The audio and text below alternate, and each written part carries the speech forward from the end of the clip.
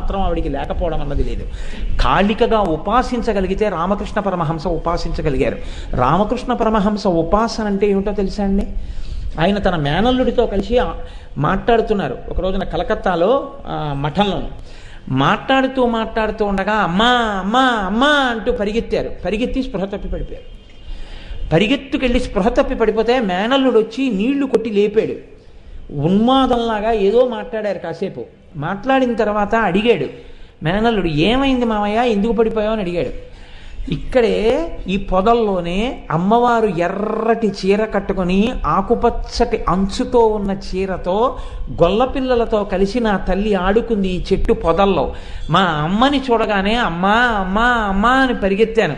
నేను దగ్గరి దాకా పరిగెత్తిన తర్వాత అమ్మ నా వంకిలా చూసింది. అమ్మని చూడగానే, అమ్మ నా వంక చూడగానే, ఆ రూపాన్ని చూడగానే ఆనంద పారవశ్యంతో మూర్ఛపోయాను రా అన్నాడు.